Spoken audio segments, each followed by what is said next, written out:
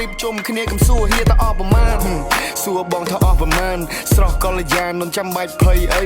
មានបងក្បែរបងមិនសូវចេះតែប៉ែដោយមានឆ្នេរឲ្យលំហែអូនអាចគេងកាយដៃទឹកសមុទ្រផុតភ្នែកជីយ៉ាតមើលមេឃថ្ងៃលិចលយពេកមិនចង់ចូលទៅត្រីផាធីនៅលើទឹកផឹកតនៅលើគោកាងារក៏ដោះអស់គួរធ្វើអីថ្មី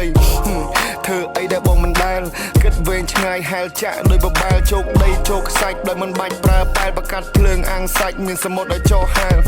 Talking about ប្រាជីវិតមួយនៅលើកោះ Survival Adventure លាចូលគ្នាទាំងអស់ព្រះអាទិត្យក៏ហមស្រស់ដូចជាពេលប៉ោះដកតង់ចេញមកបោះគេសបាយអញ្ចឹងសោះ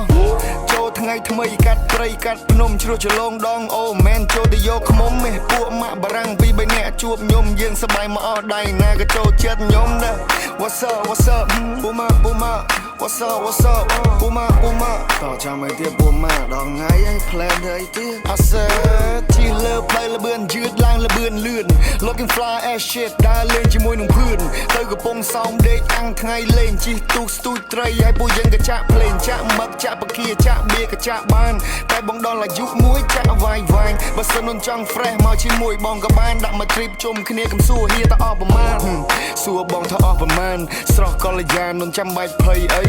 មានបងក្បែរបងមិនសូវចេះតែប៉ែដោយមានឆ្នេរឲ្យលំហែអូនអាចគេងកាយដៃទឹកសមុទ្រផុតភ្នែកជីយ៉ាតមើលមេឃថ្ងៃលិចលយពេកមិនចង់ចូលទៅត្រីផាធីនៅលើទឹកផឹកតនៅលើគោកាងារក៏ដោះអស់គួរធ្វើអីថ្មី